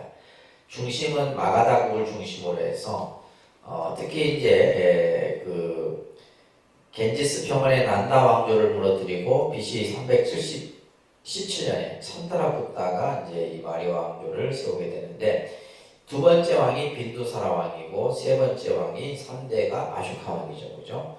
그래서 이 아쇼카 왕은 마지막 이제 칼린가를 정벌함으로 인해서 인도를 통일한 왕조가 되는 겁니다. 그래서 아쇼카 왕은 이 칼린가 전쟁을 치른 후에 이제 어떤 법에 의한 정복이 아니면 안 된다는 생각. 다시 말해서 무력으로는 이 인도를 통치할 수 없다라는 생각을 가지고 이제 법에 의해서 모든 것을 불교와 관련된 사업들을 하게 됩니다. 그래서 이 아쇼카 왕은 법칙을 만드는 데 보면 인간과 동물에 상처를 입히지 말아야 하고 또 국민 개개인의 윤리를 강조하고 그 다음에 이제 116쪽에 보면 네 번째 나오죠. 석주를 건립해서 이제 순례를 하도록 하고 그 다음에 포교사를 파견해서 불교를 전파합니다. 그리스, 이집트, 마케도니아, 스리랑카 이런 지역에 포교사들을 보내서 이제 불교를 전파하게 되죠. 그 다음에 특히 이제 가축 살생과 수욕을 금지하고 그 다음에 뭐야 우리가 아까 봤듯이 제3결집을 후원했던 왕이 아쇼카 왕이에요. 여러분들이 아쇼카 왕 정도 이름 정도는 꼭 기억을 해주시기 바랍니다. 아셨죠? 이 아쇼카 왕은 이제 불교가 인도 전역으로 전파하는 이런 어떤 모습을 갖추게 됩니다. 그러니까 예를 들면 아까 우리가 지도에서 봤듯이 인도 전역을 이 마우리아 왕조가 다 지배를 하면서 이제 특히 이제 아까도 얘기했듯이 탑을 수투파 부처님의 사리탑을 84,000개를 전 인도에 세워서 그게 사람들로 하여금 이제 예배하게 하고 예를 들면 불교를 믿도록 이렇게 했던 이제 왕이 바로 이 마우리아 왕조 아쇼카 왕이에요. 그래서 116쪽에 보시게 되면 각지에 승원이 건립되고 예불당이 그래서 스님들을 그렇게 아주 그냥 이렇게 그래서 우리가 이 아쇼카 왕을 호불왕이라고 부릅니다. 부처님 불법을 가장 잘 보호했던 왕이에요. 그래서 스님들을 수행하도록 이렇게 후원을 하고 절을 짓고 탑을 세우고 경전을 만들고 이런 일들을 수도 없이 했던 왕입니다. 그러면서 이제 당시의 스님들은 뭐요? 경륜론 3장을 편찬하고 그죠? 불교 교리 체계를 발전하고 완성되어 간다. 특히 이 동인도를 중심으로 해서 많은 스님들이 이제 수행을 하게 되고 또 그러면서 이제 특히 서인도를 중심으로는 수투파가 건립이 되게 됩니다. 그래서 이 수투파는 BC 3세기에서 AD 12세기 사이에 많은 수투파가 건립이 되는데 대표적인 이제 바르후투 불탑이라고 하는 이거는 이제 인도 박물관에 있어요. 이런 이제 탑들 엄청 거대한 탑들을 세우게 되고 지금 이제 우리 그 교재에 나와 있는 것이 바로 이 산치대탑이에요. 산치대탑. 이런 이제 그 불탑들을 여기 이제 한번 뭘 보세요. 부처님 사리를 모시는 거예요. 이렇게 모시고 이러한 어떤 바로우트 불탑이나 산치대탑 등을 이제 서인도를 중심으로 해서 세우게 됩니다. 특히 118페이지에 보시게 되면 이 산치대탑은 아주 유명한 탑입니다. 이 산치대탑은 한번 보세요. 이 조각들도 보면 굉장히 섬세하고 지금 이제 저도 뭐 직접 가서 보지는 않았지만은 그만큼 이 인도에 있어서 여러 탑들 중에 수투파 중에서도 유명한 탑이 바로 산치대탑이에요. 이 산치대탑은 이제 이 아쇼카 왕이 베디사 지방의 데비라는 처녀를 사랑하게 되는데 이 처녀를 추모하기 위해서 세운 탑이 바로 이 산치대탑이라고 합니다. 그리고 그 사이에 이제 태어난 아들이 바로 누구예요? 마힌다라고 하는 이제 이 아들이 출가를 합니다. 자기 아들이 이제 출가를 해서 나중에 스리랑카의 불교를 전한 그런 스님이 됩니다. 마힌다 장로라고 하는. 그래서 이 산치대탑과 아쇼카 왕과 또 이 아쇼카 왕이 사랑했던 여인과 또 그 아들에 대한 이런 전설들이 남아있는 탑입니다. 그러면서 이제 이때 이제 우리가 보통 부처님의 사리 유고를 모신 탑을 수투파라고 해요. 그래서 일반적으로 탑이다라고 하는데 수투파인데 보통 이제 불사리탑이다라고 불려지는 거죠, 그죠? 그러니까 우리나라 같은 경우는 이제 뭐 5대 보궁에 부처님의 사리를 모셔놓고 있지만, 그래서 이런 수도파들이 하나의 예배의 대상인 동시에 뭐가 되기도 한 거예요. 공덕을 쌓는 장소이기도 했다라는 거, 그죠? 그래서 이러한 어떤 탑 신앙들이 굉장히 성행을 하죠. 그래서 이제 뭐 미얀마라든지 스리랑카라든지 태국이라든지 이런 데 보면 특히 미얀마를 이제 불탑의 나라가 이렇게 얘기해요. 미얀마 같은 경우. 나중에 이제 코로나 끝나면 미얀마 같은 데 가보시면 정말 탑들이 아름답습니다. 탑들이 뭐 굉장히 다양하고 탑이 뭐 마을마다 탑이 다 있어요. 부처님의 그런 어떤 수도파가. 그래서 그 당시까지는 불상 조성이 금지되었으므로 우리가 이제 예배의 대상이 됐던 것은 바로 뭐다? 탑이 중심이었다. 여기서 여러분들 꼭 기억해야 될 것이 불상이 나오기 이전에는 뭐가 중심이었다? 불탑 신앙이 중심이었다. 아셨죠? 불탑 신앙이 중심이었고 그 이후에 뭐가 나와요? 불상이 조성이 되는 거예요. 그러니까 불상이 조성되기 이전에는 뭐가? 불탑이 불사리탑, 수투파가 예배의 대상이고 또 우리가 공양의 장소이면서 공덕을 짓는 곳이 되었다라고 보시면 됩니다. 자, 그러면서 이제 그런 얘기들이 쭉 전해지고 있고, 그 다음에 120쪽에 넘겨보시게 되면 이 카니시카 왕인데 이 쿠샨 왕조라고 합니다. 쿠샨 왕조. 그래서 지금 보시면 이 카니시카 왕이 이 인도를 이렇게 이제 점령을 이렇게 하는 영역이에요. 그래서 이제 이 쿠샨 왕조, 그다음에 안드라 왕조라고 하는 왕조가 있었고 이 쿠샨 왕조가 있었는데 이 쿠샨 왕조의 이제 대표적인 왕이 바로 카니시카 왕입니다. 그래서 이 쿠샨 왕조는 BC 78년에서 AD 226년에 있었던 이제 인도의 왕조 시대라고 보시면 되는데, 특히 이 쿠샨 시대에는 마투라로부터 시작해서 간다라 지방에 유부를 비롯한 부파불교의 여러 파가 있었고 대승불교도 점차 그 세력을 넓혀가고 있었다. 특히 이제 캐시미르의 500명의 장로들이, 캐시미르라고 하는 500명의 장로들이 모아서 이제 결집을 하게 되는데 이게 제4결집이야. 우리 봤었던 거죠. 카니시카 왕의 후원에 의해서 바로 제4결집이 이루어지게 돼요. 이때 뭐가 출현이 되었다? 불상 조각이 출현되었다. 그러니까 불상이 처음 나타나기 시작했던 거예요. 그래서 이제 당시 불교도들은 민간 신앙적인 조각은 만들었지만 교리와 전통의 제약으로 말미암아서 불상 자체는 제작하지 않고 뭐요?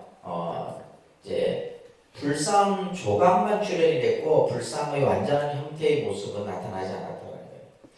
그러다가 이제 간다라에서부터, 그래서 이제 우리가 보통 이 간다라라고 하는 이 지역이 불상, 우리가 보통 이제 이런 어떤 이거는 이제 푸산 왕조 시대 때 이제 당시 금으로 된 이제 하나의 어떤 모습이고, 이 푸산 왕조 때 이런 이제 형상들이 만들어지게 돼요. 그래서 대표적인 이제 이 간다라 불상의 모습입니다. 굉장히 어떻게 보면 동양과 서양의 조화가 이루어진 형태의 불상이 바로 이 간다라 불상이에요. 그래서 이 간다라 지역에 많은 불상들이, 그래서 완전한 형태의 불상들이 나타나기 시작하는 거예요. 그래서 지금 이제 아까 했던 파키스탄, 아프가니스탄 이런 지역이 있죠. 그러니까 파키스탄이라든지 아프가니스탄 이쪽이 불교 유적이 굉장히 많아요. 그 영향이 바로 뭐냐 하면 이 간다라 미술이에요. 아까 우리 지도에서 봤듯이 인도하고 또 접하고 있는 데가 파키스탄이잖아요. 그죠?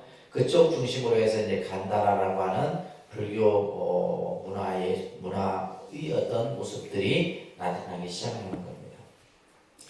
그래서 마투라에서도 불상이 조성이 되어지게 됩니다.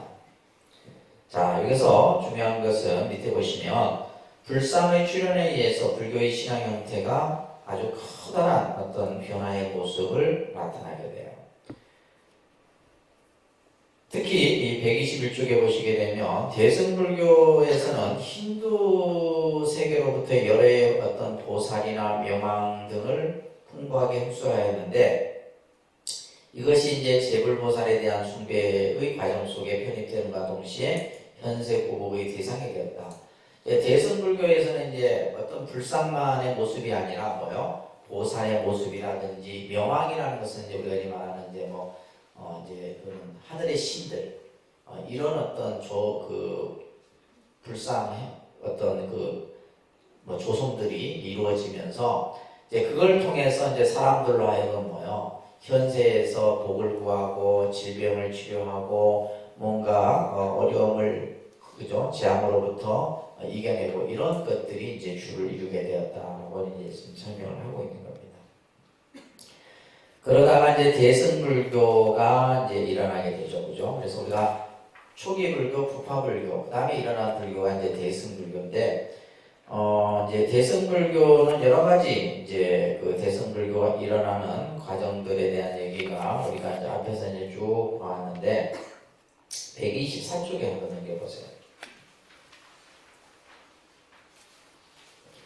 이 불타관의 변천과 관련해서 우리가 한번 공부를 했었는데, 처음에는 이제 불탑을 중심으로 해서 예배의 대상이 됐던 것이 이제 불상이 출현하면서 그죠?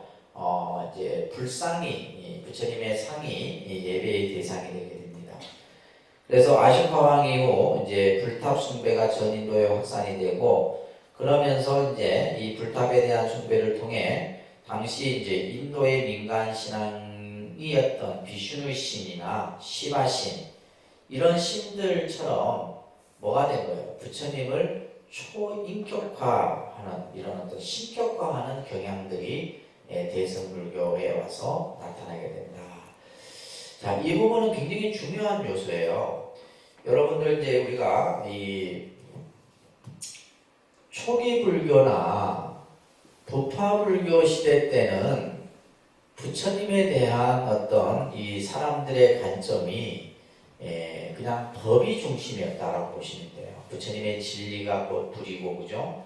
부처님의 말씀이 곧 법이다라고 하는 이런 개념으로 받아들여졌단 말이에요. 그러니까 이때는 무슨 신앙이 주로 중심이었어요? 그죠? 불탑 신앙이 중심이었단 말이에요. 불탑 신앙이. 그래서 탑에 가서 부처님 사리탑에 가서 예배하고 공양하는 정도. 그러다가 이제 대승불교에 와서 뭐가 출현이 돼요? 이때 와서 이제 뭐가 출현이 되면 불상이 출현이 되는 거예요. 불상이 출현이 되는데 이 불상의 모습이 당시 인도 사회에 있었던 아까 얘기했던 시바 신이라든지 비시누 신이라든지 이 신들은 뭐예요? 말 그대로 그냥 전지전능한 신이거든. 인도인들이 생각하는. 그러면 그 신들과 동등한 어떤 부처님의 모습을 그냥 단순히 뭐예요? 그냥 어떤 진리, 법만 가지고 얘기하는 한계가 있었다라는 거예요. 그러다 보니까 뭐냐면 대승불교의 이러한 불상이 뭐가 돼버린 거예요? 하나의 신격화되는 이런 어떤 모습들이 같이 나타났다는 거예요. 그러니까 그런 것들이 이제 지금 현재도 마찬가지로 그렇기 때문에 이제 우리가 그러면서도 이제 경전에서는 이것을 이제 어떤 불상에 대한 신격화되는 부분에 대해서 굉장히 많은 금강경 같은 경우에서는 그죠? 상을 상으로 보지 말라 이런 말씀들도 설해지고 화엄경에서도 마찬가지고 이런 개념들이 설해지는 거예요. 근데 사람들은 자꾸 뭐냐면 불상의 모습을 통해서 뭐예요? 부처님 자체를 뭐예요? 신격화시키려고 하는 이런 모습들이 계속 나타나는 거예요. 그러니까 이런 어떤 우리가 내용들을 봤을 때 이런 어떤 인도 사회에서 이런 변화들 또 그러면서 불탑신앙에서 불상신앙으로의 전환을 통해서 이런 모습들이 자연스럽게 그렇게 만들어진 이런 것들을 우리가 볼 수가 있는 겁니다. 그러면서 또 하나 이제 중요한 것은 뭐냐면 불전문학이 발전돼요. 5번에 불전문학이 중요한 내용입니다. 이 불전문학 속에서는 부처님의 공덕을 막 찬탄하고 부처님이 막 그냥 그 가지고 있는 위덕을 어마어마하게 찬양을 하고 그러면서 부처님의 모습을 뭐 해버리는 좀 더 초인간적인 모습으로 나타나요. 그래서 대승불전 문학이 대승불교가 일어나는데 이제 불전 문학의 발전이 굉장히 중요한 역할을 차지하게 됩니다.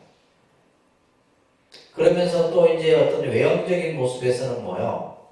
30 이상 80종호라고 하는 외형적인 그런 어떤 부처님이 가지고 있는 신비로운, 그죠? 어떤 위대한 어떤 모습을 나타내고. 그러니까 그런 것들이 아까 얘기했던 이런 간다라 불상이나 이런 불상 속에서 그런 것들이 다 구현이 되는 거예요. 그러면서 사람들로 하여금 뭐냐면 불상에 대해서 좀 더 예배하고 또 불상 자체를 하나의 뭐요? 부처님과 동등한 모습으로 사람들로 하여금 인식이 되게 됐던 거죠. 자, 그러면서 이제 새로운 또 이제 어떤 미래불인 어떤 미륵불의 출현도 나타나게 되고, 이제 이런 것들이 이제 불타간의 변천 속에서 우리가 봐야 된다는 겁니다. 그러면서 BC 1세기, 그죠? BC 1세기경에 대승불교가 일어나게 되는데, 자, 이 대승불교의 특징은 우리가 이제 앞에서 쭉 뭐 많은 공부들을 했기 때문에 여러분들이 제일 잘 알고 계시는데, 네 번째, 새로운 불타간이 나타난다는 거, 그죠? 새로운 불타간의 모습. 기존에 우리가 이제 법을 중심으로 부처님을 봤다면, 대승불교에 와서는 뭐요? 절대자적인, 초인간적인 모습의 불타로서의 모습으로 나타났다는 사실을 여러분들이 알아주셔야 되고, 특히 이제 보살 사상이 나타나고, 그죠? 그다음에 반야경을 중심으로 한 공사상이 나타나게 되고, 그 다음에 이제 제가불교라고 해서 여러분들도 이제 하나의 어떤 보살이 범주 안에 들어오고 승가의 범주 안에 들어오는 이런 모습들이 이제 초기 대승불교에 나타난 특징이에요. 그리고 밑에 보면 아비달마와 초기 대승불교 요 차이점들을 여러분들이 잘 좀 정리를 해두시면 좋을 듯 싶습니다. 그리고 126쪽에 보시게 되면 미륵불이 이제 마이트레야라고 하는 미륵이 이제 강조되면서 다양한 서방 정토의 아미타불의 신앙이나 문수 가능의 신앙이나 이런 것들이 출현하게 되는 이것이 바로 대승불교죠, 그죠? 그래서 대승불교를 시대적으로 우리가 초기, 중기, 후기 이렇게 나눈다는 거. 초기는 이제 용수보살을 중심으로 용수보살 이전의 불교를 대승불교 초기라 한다면, 그다음에 이제 무착 세침, 그죠? 유식과 열애장 사상이 등장했던 대승중기. 그다음에 이제 밀교. 그 이후에 이제 새로운 이제 대승불교가 7세기 이후 13세기 초에 걸쳐서 나타나는 내용들이 쭉 정리가 되고 있습니다. 그래서 요거는 여러분들이 이제 대승불교와 관련된 내용들을 앞에서 공부를 했기 때문에 오늘 한번 쭉 보시면 이해가 되실 거예요. 128쪽에 보세요. 128쪽. 자, 아까 이제 마우리아 왕조, 그 다음에 쿠시안 왕조, 그 다음에 나타난 왕조가 인도사에서 이제 구타 왕조 시대가 나타나게 돼요. 구타 왕조 시대 때인데, 자, 이 구타 왕조는 3세기 중후반부터 5세기 사이에 걸쳐서 나타나게 돼요. 3세기에서 5세기 사이에 걸쳐서 나타난 왕조가 바로 구타 왕조인데, 자, 여기 보시게 되면 이 구타 왕조 시대 때의 이제 그 영역이에요. 그래서 이제 인도 전체의 지도인데, 이 지도에서 이 간다라를 중심으로 해서 페르시아, 그죠? 그 다음에 이 전체 이쪽을 전부 이제 이 구타 왕조. 불교가 가장 활발하게 활동했던 지역이에요. 불교가. 이제 아까 이제 우리가 예를 들면 그 마우리아 왕조 아쇼카 왕은 그죠? 이 인도 전체를 다 통일을 했었잖아요. 반면에 이제 구타 왕조는 이 북인도로부터 해서 요 위쪽 부분을 이제 그 하게 되는데, 그러다 보니까 이제 여기 보시게 되면 이 당시에 이제 주요 불교 유족들이 위쪽으로 이제 아잔타를 중심으로 해서 나타나게 되고, 이 구타 왕조 시대가 되게 되면 국교를 브라만교로 정하게 돼요. 이때부터 이제 불교가 점점 힘을 잃어가기 시작합니다. 힘을 잃어가기 시작해요. 그래서 중앙집권 체제를 확립하게 되고 브라만교를 국교로 정하게 돼요. 이 브라만교는 뭐예요? 인도가 처음 발생했을 때, 그죠? 바람은 교회가 다시 부활을 하게 되는 거예요. 다시 부활을 하는 이런 모습을 보게 되는데, 브라만교 즉 힌두교가 급속히 세력을 펼쳐갔기 때문에 불교의 사회적 기반은 점점점 어떻게 돼요? 약해져요. 그래서 우리나라도 마찬가지잖아요. 고려시대 때 불교가 그래 왕성했지만은 뭐예요? 전차적으로 성리학, 유학이 이제 우리의 어떤 국교가 되고, 그죠? 조선에 와서는 국교가 되고, 또 사상도 유교가 모든 정치 이념을 만들면서 불교는 어떻게 돼요? 점점 설 자리를 잃어버리게 돼요. 그러니까 이제 우리가 앞에서 마오리 왕조 아슈카 왕이나 또 카니시카 왕, 그죠? 쿠시안 왕조 시대 때까지만 해도 불교가 어떻게 해요? 그냥 인도 전역을 차지했는데, 그러다가 이제 이 국타 왕조 시대가 되면 새로운 인도의 정통 종교인 브라만교가 일어나면서 불교는 점점 자리를 잃어지게 돼요. 그게는 여러 가지 요인이 있어요. 나중에 그건 설명하겠지만은, 이제 불교 자체가 이제 뭔가 어떤 자생할 수 있는 그 힘을 잃어버리게 되는 거예요. 그리고 이제 너무 지나치게 이제 학문 중심의 불교. 그러니까 우리가 예를 들면 대승 초기나 대승 중기도 보면 뭐 유식이다, 열애장이다, 반야, 공이다, 뭐 이런 어떤 학문 중심의 불교의 형태로 나타나게 되는 거예요. 그래서 세 번째 보시면 중간이나 유식학파의 불교 논리학파 등의 학문적 성과는 활발히 이루어지고 있었지만은 뭐다? 우리 이제 서민들, 민중들 사이에서는 뭐가 되는 거예요? 힌두교가 하나의 신앙으로 자리. 다시 말해서 신앙 쪽 요소가 결여되어 버리는 거예요. 그러니까 학문적인 부분은 나름대로 큰 어떤 성과를 이뤘으나 뭐다? 신앙적인 부분에서는 뭐요? 사람들로 하여금 일반 사람들은 힌두교 신앙에 점차 이렇게 다가서게 되는 겁니다. 그래서 대승을 따르는 제가자들도 인도 일반의 민간신앙, 힌두교의 영향을 받아서 이제 뭐냐면 다란이나 무드라나 만다라 이런 어떤 밀교가 이제 새롭게 들어오게 되는 거예요. 밀교의 형태가. 그러면서 밀교화된 불교는 뭐다? 차츰 독자성을 상실한 채 힌두 세계로 들어갑니다. 우리 지난번 강의 때 이제 밀교 공부할 때 뭐예요? 불교의 옷을 입은 힌두교, 힌두교의 색깔을 가진 불교. 힌두교와 불교가 이렇게 그 속에 서로 이렇게 섞여져 버리는 거예요. 이게 이제 이때 국타 왕조 시대 때 나타났던 모습이에요. 그러니까 이제 사람들로 하여금 이제 기존에 이제 불교를 믿었던 사람들이 이제 뭐냐면 다란이를 하고 막 그냥 만다라나 이런 데 관심을 가지면서 서서히 그 인도의 어떤 그런 어떤 그 전통 브라만교에 같이 흡수가 되는 이런 상황들이 나타나게 됩니다. 다섯 번째 보시면 부파교학이 전문화된 비구 생활의 생활을 비롯하여 일어난 대승불교가 이제 대승불교가 일어나게 된 가장 큰 요인이 뭐냐면 부파불교 시대 때 너무 학문 중심의 불교를 지향했다는 거예요. 그죠? 또 스님들만의 불교였다는 거예요.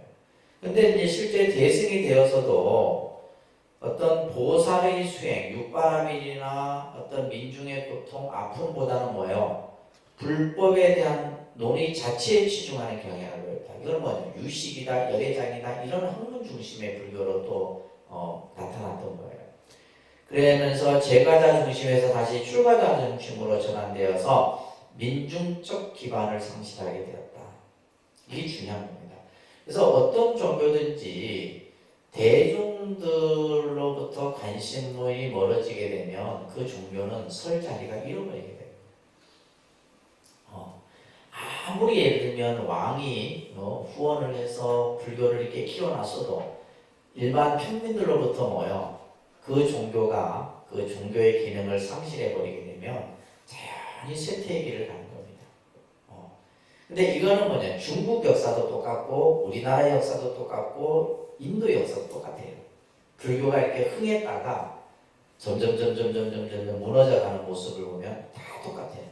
그래서 역사는 어떻게 보면 우리들이 살아가는 삶의 모습과 똑같습니다. 쉽게 말해서 우리가 뭐가 있는 거예요? 흥망성쇠가 있는 거예요. 뭐가 있다? 그러니까 모든 것이 그냥 계속 흥하지를 못해. 우리는 그냥 그죠 한 번 이렇게 그냥 아까 얘기했듯이 아슈퍼 시대 때 그렇게 불교가 흥했고 또 카니시카 왕조 때 그렇게 불교를 그죠 크게 일으켰는데 이것이 계속 이렇게 올라가야 되는데 올라가지 못하고 뭐야 이렇게 내려가는 거예요. 그러니까 결국은 이제 이 불교가 그 나라에서 이제 어떤 그죠 내적 외적의 상황에 의해서 이제 없어지게 되는 거예요. 그래서 이것이 바로 인도 불교의 쇠퇴의 첫 징조다라고 볼 수가 있습니다. 근데 반면에 이제 뭐 우리가 이제 앞에서 공부했듯이 유식 사상이라든지 그죠?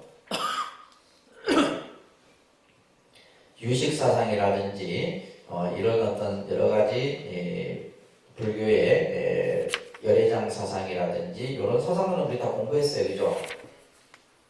이런 것들이 이제 발전이 되게 되는 겁니다. 그 다음에 이제 밀교도 마찬가지고 밀교의 사상도 같이 나타나게 됩니다. 쭉 이렇게 나타나게 됩니다. 읽어보시면 되고요. 138조.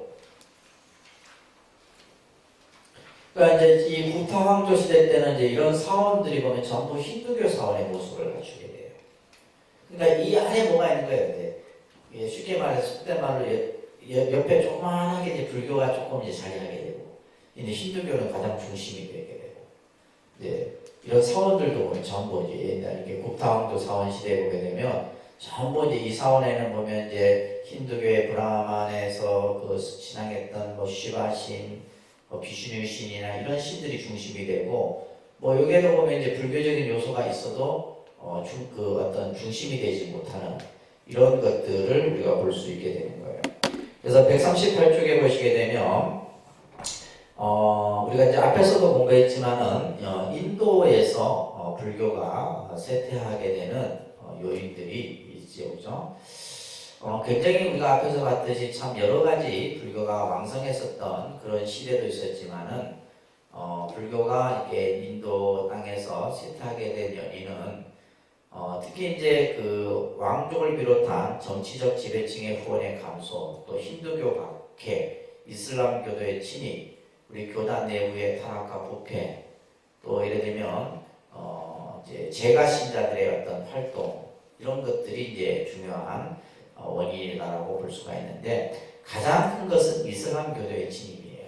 이슬람교도들이 주로 이제 8세기경 이후에 8세기 이후에 이슬람교도가 북서인도로 진출하면서 특히 이제 11세기에는 이제 북부인도에까지 이제 이 이슬람교도가 침입을 하게 되고 그러면서 아프가니스탄 간다라 키시미르 등지에서 이때 이제 많은 불상들이 훼손이 되게 되고 이제 간다라나 마투라 이런 불상들이 그래서 지금 이 간다라 쪽에 이제 불상들을 보게 되면 뭐 목이 없거나 팔이 떨어져 있거나 이런 불상들을 수도 없이 볼 수가 있거든요.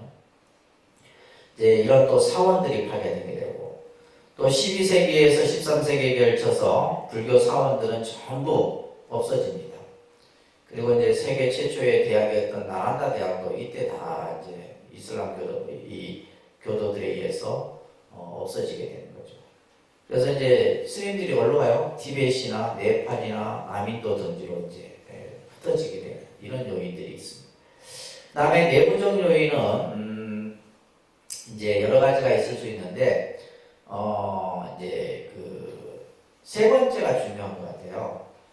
불교의 통속과에 따른 변형인데 바라문교를 완전히 압도하지 못하고 또 이 바라문교가 힌두교로 힌두이즘으로 이게 변화 발전함에 따라서 불교 자체도 힌두화되었다는 점이에요. 불교 자체도 인도 안에서의 불교가 힌두화되었다는. 그래서 이제 여러분들 그 힌두 사원 가시면 불상 같은 모습도 있고 또 인도인들이 생각하는 그들이 믿는 신도 있고 같이 혼용되어 있어요. 그 다음에 이제 네 번째 탄트라야 밀교 이후에 독자성을 상실했다. 그러니까 굉장히 이제 불교가 밀교화되었다는 점도 있고 또 불교 내부의 여러 가지 어떤 이제 뭐냐면 타락이라든지 그죠? 이런 어떤 이제 부패 이런 요소들도 있을 수 있는 거예요. 그 다음에 다섯 번째 보시게 되면 이 민중들로부터 아까도 얘기했듯이 우리가 대중들로부터 불교가 관심으로부터 멀어졌다라고 하는 부분이에요. 사실 이 부분이 가장 중요한 핵심입니다. 그래서 대중들로부터 불교에 대한 관심이 멀어지면 그들 마음속에는 새로운 무엇인가가 또 채워진다 이 말이에요. 그러다 보니까 자연적으로 불교는 인도에서 자치가 없어지게 되고, 지금도 우리가 이제 인도에 가면 알 수 있는 유족밖에 없는 거예요. 유족밖에 없고, 아까 얘기했던 이제 불가촉 천민 정도나 불교를 알고 있고, 그렇지만은 이제 아까 우리가 봤듯이 아슈카 왕이 스리랑카에 불교를 전파하고 이집트라든지 여러 세계 각국에 불교를 전파함으로써 이제 동남아시아권의 불교가 전파돼서 동남아시아 불교권이 형성이 되고, 또 이제 그 불교가 뭐예요? 이제 인도를 거쳐서 실크로드를 통해서 중국의 불교가 전래돼서 또 뭐 동북아시아, 일본까지 그죠? 불교가 전파되고, 그다음에 지금은 뭐 세계 각국에 불교가 전파되어 있는데, 아무튼 우리가 이제 인도 불교사를 통해서 이제 불교가 인도에 이렇게 자리 잡지 못한 그런 요인들을 여러분들이 좀 이해하는 시간이 되었으면 합니다. 그리고 이제 아까 얘기했듯이 이제 뭐 중국 불교사도 그렇고 우리가 한국 불교사도 마찬가지지만은 이 불교가 때로는 크게 일어났었던 적도 있었고, 또 그 일어났던 요인들도 또 우리가 이해를 해야 되고, 그죠? 그리고 또 우리가 이제 망하는 요인도 그에 따라서 다 이렇게 나타나는 거예요. 이런 것들을 여러분들이 잘 이해하시면서 인도 불교사를 이제 이해를 했으면 싶습니다. 다음 시간에는 여러분들 이제 중국 불교사, 또 중국 불교는 어떤 모습으로